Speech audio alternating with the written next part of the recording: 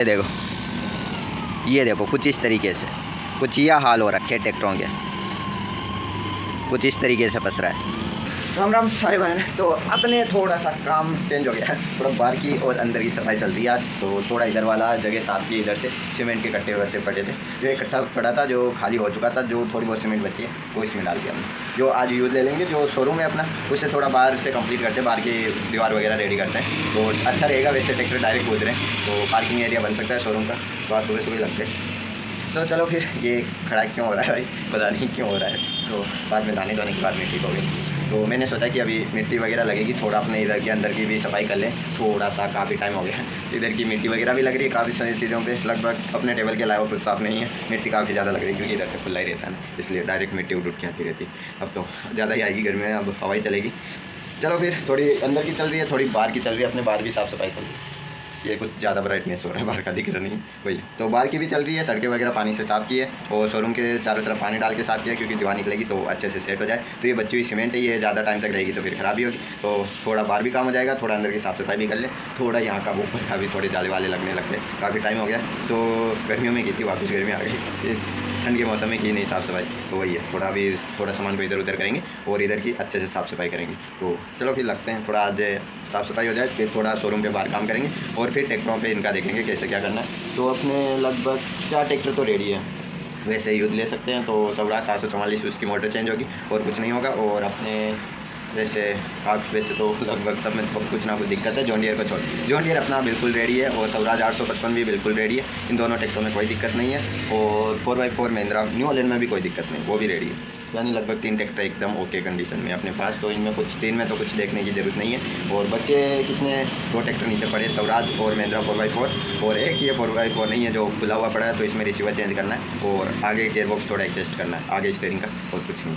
इतना ही काम बचा हुआ है, लेकिन करने पे पता चलेगा कितना ज़्यादा है। ऐसे तो थोड़ा बहुत है, ये बार बार ऊपर क्यों हो रहा है भाई। चलो फिर लगते हैं, थोड़ी साफ़ सफाई करेंगे, फिर थोड़ा बाहर का भी करेंगे और फिर अपना ट्रैक्टर भी रेडी करना है। और अभी अंदर का काम कंप्लीट करके बाहर का हो रहा है, तो अपने शोरूम पे काम चल रहा है। ये थोड़ी 15-20 सेकंड, इसे कम से कम 30 सेकंड छोड़ना पड़ता है। एक बार ये सीमेंट सेट हो जाए, फिर थोड़ा आगे किसका के आगे की बनाते धीरे धीरे। तो काम चल रहा है, तो लगभग आधा घंटा वो लगेगा, वहाँ से लेके यहाँ तक आधे घंटे से लगे हुए, आधे घंटे यहाँ से लेके यहाँ तक पहुँचे और आधे घंटे में फिर यहाँ से लेके यहाँ तक पहुँचाए। तो थोड़ा सा बचा है, सामने की ओर जगह छोड़ दी हमने। ये पानी की बाल्टी रख रखी है, तो इस पर डालना पड़ेगा, वरना क्या होगा कि ये सीमेंट अच्छे से सेट नहीं होगी, वो चीज़ है। तो ये यहाँ पर गेट छोड़ दिया है बीच में जगह आने जाने के लिए, तो ठीक है, वैसे काफ़ी अच्छी। और यहाँ पर बड़ा सा गेट भी लगाएंगे, वो आगे चल के लगाएंगे, पहले इसे मजबूत करेंगे, अच्छे से सपोर्ट लगा। चलो फिर, इधर भी काम चल रहा है अपना।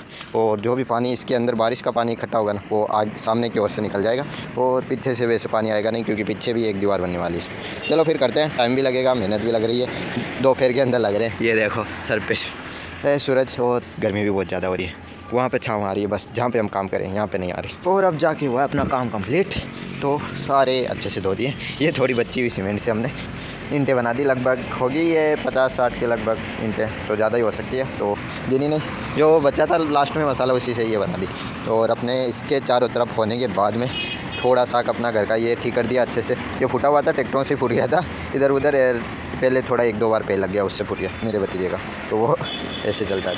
तो अब तो ये इधर निकाल दी, तो इधर का काम हो गया, ये वाला कंप्लीट हो गया यहाँ से। और थोड़ा ये भी हो गया, शोरूम का सबसे पहले हुआ था कंप्लीट, और इसका होने के बाद में हमने काम किया यहाँ का। यानी इधर से पानी निकलता है ना, वहाँ से लेके यहाँ तक कर दिया डिवाइडर को थोड़ा ऊपर, पहले से थोड़ा ऊपर हो गया। अब पता नहीं पानी निकलेगा या नहीं निकलेगा, वो तो पानी आने के बाद में पता चलेगा। तो ये वाला अभी सूखा नहीं है, क्योंकि यहाँ पर पानी भरा हुआ था, उसकी सिम इसके अंदर ही जा रही। थोड़ा मेरे ख्याल से ये थोड़ा सूख गया है, तो दिक्कत करेगा, इस पर हल्का हल्का पानी डालना पड़ेगा, ये एकदम से ना सूखे, इसलिए थोड़ी फुहार मारेंगे पानी की। तो बोतल वगैरह लेते हैं, उससे लगाते हैं, क्योंकि इधर से धूप आ रही, शाम हो रही है अब, तो इधर से धूप आ रही, उस वजह से ये जल्दी सूख गया इधर वाला। और इधर वाला छाँव आने की वजह से थोड़ा धीरे पड़ गया। दोपहर में तो जल्दी जल्दी सूख रहा था, लेकिन बाद में छाँव आने लग गई इसी की, तो उस वजह से। तो अपना ये रिपेयर किया, ये करने के बाद में बच्चे वैसे हमने ईंटें बना दी। लगभग ये एक ट्रॉली, अपनी छोटी वाली ट्रॉली, उसमें डाल के ले जा सकते हैं, वो ले जाएगी आराम से। ज़्यादा ईंटें नहीं है, 70-80 के करीब है। तो या तो 80 है, 80 से नीचे ही है, 70 से 80 के बीच में है लगभग, उसी हिसाब से बता रहा हूँ जिस हिसाब से मैंने बनाई है। तो टाइम लग गया, इनमें लग गया सबसे ज़्यादा। इनके हिसाब से मिक्सर को तैयार करने की, मसाले को तैयार करने में टाइम लग गया। यानी इनमें थोड़ा सूखा होता है, तो उस टाइप का तैयार करने में टाइम लग गया थोड़ा, तो उस वजह से 2 घंटे लग गए। तो आधा घंटा इनको बनाने का लग गया और 1.5 घंटा उसे तैयार करने में लग गया। यानी थोड़ा थोड़ा डाल के करना पड़ रहा है, एकदम से ज़्यादा सूखा हो जाएगा तो गड़बड़ हो जाएगी, इसलिए।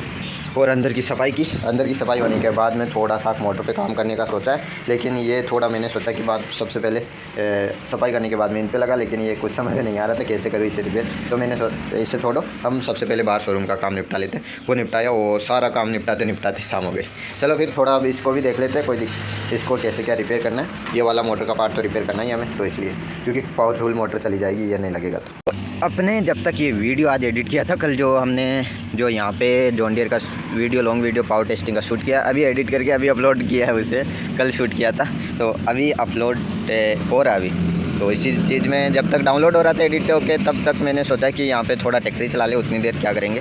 तो अब ट्रैक्टर को चला रहा हूँ। ट्रैक्टर को चलाते चलाते उस टाइम पे दिक्कत ये आई कि ये इसके नीचे कभी तो ये घास के तिनके निकल के आ रहे एक साथ नरे काफ़ी ज़्यादा, तो साथ में कुछ पत्थर निकल के आ रहे हैं छोटे इतने साइज़ के। अब ये कल्टीवेटर के अंदर आके फंस जाते हैं और फिर ये ऊपर भी चलता है। ट्रैक्टर को एक्स्ट्रा पावर भी लगानी पड़ती है क्योंकि मिट्टी इकट्ठा होती है। ये और हो रहा है, तो ये करीबन ये 15-20 मिनट में जब तक वो डाउनलोड हो रहा था एडिट होने के बाद, तब तक वहाँ से लेके 2-3 बार ट्रैक्टर आगे पीछे हुआ है क्योंकि ट्रैक्टर काफ़ी ज़्यादा फंस रहा था 4x4 होने के बाद में भी कल्टीवेटर में। तो इसलिए ये देखो कुछ इस तरीके से कुछ यह हाल हो रखे ट्रैक्टरों के, कुछ इस तरीके से फंस रहा है। अब बताओ ऐसे कोई बचता है? अब ऐसे चल रहे कल्टीवेटर, इसके अंदर कभी पत्थर आ रहा है, कभी क्या निकल रहे हैं, कोई पुराने कागज़ वगैरह वो निकल के आ रहे हैं, यानी जो पॉलीथीन वगैरह होती है वो गलती तो है नहीं, ये लगभग 700-800 सालों तक नहीं गलेगी ये प्लास्टिक की चीज़ें हैं। तो यही है, कम से कम आप अपने 400-500 साल मान लो, 500 साल मान लो, इससे पहले कोई भी प्लास्टिक नहीं गलता। प्लास्टिक ऐसी चीज़ है कि जल्दी से नहीं गलती। ये चीज़ ज़मीन में दफन होने के बाद में नहीं गलती, वो धूप की वजह से, पानी और धूप लगती है ना, उस वजह से ज़रूर ख़राब हो जाएगी, वरना ऐसे तो नहीं होगी। तो वही निकल के आ रही है पुरानी। तो इधर से हमने मिट्टी भर के डाली थी, तो उसके अंदर हो सकता आ गई हो, तो इस चक्कर में 2-3 महीने इधर उधर फेंकी है, एक तो हो रही अभी भी है। तो चलो फिर चल रहा है इधर। तो तब तक ये अपने एडिटिंग होकर डाउनलोड हो रहा था, तब तक चला रहा था। अभी अपलोड अंदर जाके अपलोड लगा के अभी आया हूँ, तो अभी अपलोड हो रहा है। तो मैंने देखते हैं आज दूसरे चैनल पे अपलोड किया, यानी मेकिंग वाले पे टेस्टिंग का वीडियो, ये देखने के लिए उस चैनल पे कितना चलता है। तो चलो, और अब हो जाए अपने कुछ कमेंट्स वगैरह इनकी बातें। तो अपने सबसे ज़्यादा कमेंट यही आते हैं सेल के, यानी सबको ट्रैक्टर चाहिए होते हैं ना, इसलिए ये आते हैं कि हमें दे दो क्या प्राइस है। तो मैं एक बात कहना चाहता हूँ कि हम सेल करने के लिए नहीं बनाते, तो उसकी भी 2-3 रीज़न है। तो क्या होता है कि इनमें मेंटेनेंस सबसे ज़्यादा आता है, यानी कभी भी मेंटेनेंस पर आ जाएंगे। ये रियल वाले ट्रैक्टर भी नहीं आते जितने ये मेंटेनेंस पर आते हैं, यानी कोई पत्थर वगैरह आ गया ट्रॉली के अंदर, टायर फंस गया फॉरवर्ड में, अगर ट्रैक्टर घूम रहा रिवर्स में, ट्रॉली के अंदर टायर फंस गया, उसमें गियरबॉक्स डैमेज हो जाता है, कभी टायर डैमेज हो जाता है और पीछे का, और कहीं ट्रैक्टर कीचड़ के अंदर फंस गया, उसमें भी टायरों में कोई दिक्कत आ जाती है। एक्सल रोड होती है जो गियरबॉक्स में आती है, वो लूज हो जाती है, कभी स्टीयरिंग के गियरबॉक्स में, कभी डिफरेंशियल आगे के गियरबॉक्स में, कभी के रिसीवर में ये दिक्कत ज़्यादा आती है अपने। तो इसलिए एक रीज़न तो ये है सेल नहीं करने का। और दूसरा कि इनका प्राइस जो है ना वो महंगा ज़्यादा पड़ता है ये ट्रैक्टर, यानी नॉर्मल टॉयज़ अपने इतने महंगे नहीं पड़ते जितने ये पड़ जाते हैं, क्योंकि ये सामान वगैरह लाते हैं, फिर इनको बनाते हैं उनका, और फिर थोड़ा तो वही 200-300 करना ही पड़ता है ना ऊपर से, जो हम बनाते हैं तो मेहनत लगती है। तो वही है, लगभग कम से कम 20 दिन मानो, 20 दिन से पहले कोई भी ट्रैक्टर तैयार नहीं होता। और कुछ ज़्यादा ही 4x4 ट्रैक्टर का प्रोजेक्ट चल रहा है तो महीना लग जाता है। अगर 4x4 नहीं है तो उसमें 20 दिन से पहले रेडी नहीं होता। वही लगभग 20 कम से कम बता रहा हूँ 20-25 दिन लग जाते हैं एक ट्रैक्टर को रेडी करने में। 4x4 हो तो महीना या 1.5 महीना। बड़े वाले ट्रैक्टर को रेडी किया था हमने 2 महीने से जाके रेडी हुआ है। तो वही है, और देखो ये कितना ज़्यादा फंस रहा है। तो यही रीज़न है। तो इनका ये ऊपर से मेंटेनेंस ज़्यादा आता है। कभी ये चल रहा है तो ये भी डर लगा रहता है कि कहीं नीचे पत्थर आ गया ना एकदम से और टायर की गुड्डी उसमें अटक गई। जो प्लास्टिक का इसमें हमने यूनिवर्सल जॉइंट बना रखा ना, वो टूट जाएगा। वो टूट गया ना फिर इधर का टायर बिल्कुल फ्री हो जाएगा। आगे का, पीछे का तो नहीं है। पीछे के इसके तो गियरबॉक्स में दिक्कत है, इसके गियरबॉक्स में दिक्कत है पीछे की। जो इसका रिसीवर चेंज करेंगे ना अभी 1-2 दिन में करने वाले, तब इसका पीछे का गियरबॉक्स खोल के एक बार चेक करेंगे क्या कुछ दिक्कत आ रही है। जब भी ट्रॉली के अंदर लोड आता है ना, आवाज़ आती है कट कट की, तो गियर वगैरह में दिक्कत है। तो अभी मैं पावर मोड में नहीं चला रहा, नॉर्मल मोड है। पावर मोड में तो ये जहाज की तरह स्लिप काटता हुआ चलेगा, वही चीज़ है। और पावर, इतनी पावर का प्रोड्यूस करता है वो, साथ में कुछ झटका भी लगता है ना, उसमें भी 1-2 बार स्लिप मार जाती है गिरारियाँ। तो ये कुछ इनका मेंटेनेंस बहुत ज़्यादा आता है। इतना तो अपने बड़े वाले रियल वाले ट्रैक्टरों का नहीं आता जितना इनमें आता है। चलो फिर ये कुछ रीज़न से सेल भी नहीं करते और बाद में वो शिकायत आने की तो रहती है। फिर ये टूट जाता है, कमज़ोर जगह हैं, यहाँ से ये टूट गया, काफ़ी ज़्यादा कमज़ोर है, रहते हैं ये तो रहते हैं, कितना ही कुछ कर लो इनमें डिफ़ॉल्ट आ ही जाते हैं। ये चीज़ ही ऐसी है ये, यानी कि इनको मेंटेन करना काफ़ी ज़्यादा मुश्किल रहता है। जितना इनको चलाने में मज़ा आता है ना, उतना इनको मेंटेन करने में काफ़ी ज़्यादा दिक्कत होती है। इनको मेंटेन करना बहुत मुश्किल है। जैसे अपने 2-3 ट्रैक्टर खुले हुए ही पड़े हैं अंदर, आपको बताए तो वही चीज़ है। यानी ये अभी चल रहा है, ये भी 1-2 दिन में खुलने वाला है। यही चीज़ है, अपने मेंटेनेंस इनका बहुत ज़्यादा आता है। दूसरे तीसरे दिन तो इनमें कुछ ना कुछ गड़बड़ हो ही जाती है। वीडियो वगैरह शूट करें लॉन्ग तो उसमें ट्रैक्टर चलता है, लोड में चलता है, लॉन्ग वीडियो शूट कर रहे हैं तो उसमें तो लोड में चलाना पड़ेगा।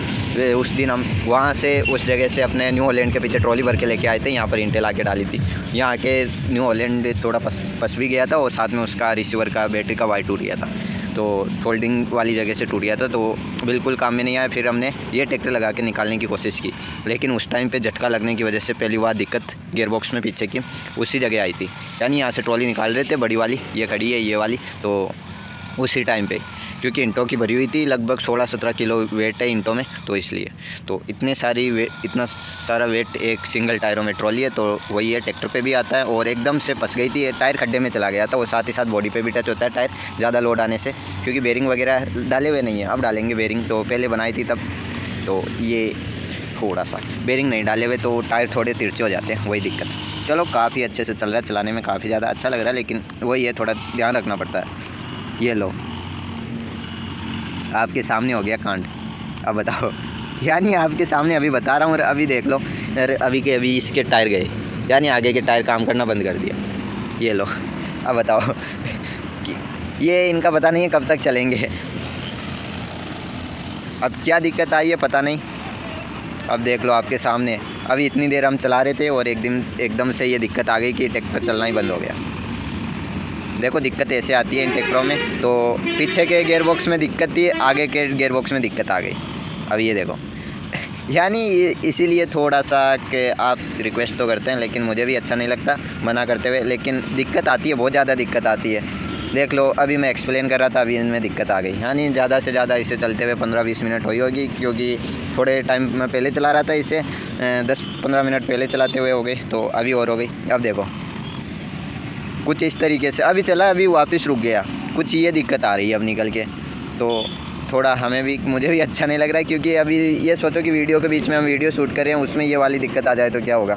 तो उसमें वीडियो शूट करते टाइम भी हमें ध्यान रखना पड़ता है, कहीं ट्रैक्टर को ऐसी जगहों से नहीं निकालते जहाँ पे हमें वीडियो अधूरा छोड़ना पड़े। अब देख लो आपके सामने सब कुछ आधा अधूरा, यानी पीछे के टायर चल रहे, आगे के बिल्कुल नहीं चल रहे। दिक्कत इसके पीछे के गियरबॉक्स में आई है और आगे का गियरबॉक्स फ्री हो गया। ये देख लो वैसे अच्छे से लगा हुआ है, ये लो मोटर तक घूम रही है, लेकिन अब पता नहीं क्या दिक्कत आई है, मोटर में कोई दिक्कत आई है। गियर वगैरह एकदम अच्छा है, देखो टायर घुमाने पे मोटर घूम रही है और वायर वगैरह टूट गया मोटर का, ये है। अब देखो ऐसे दिक्कत आ जाती है हमें, तो यही है थोड़ा ज़्यादा इनका मेंटेनेंस का ही रहता है। अब ये खुलेगा ट्रैक्टर, और अब ये खुलेगा तो मुझे इसमें चेंज करनी होगी रिसीवर, और पीछे का गियरबॉक्स और खोलना होगा।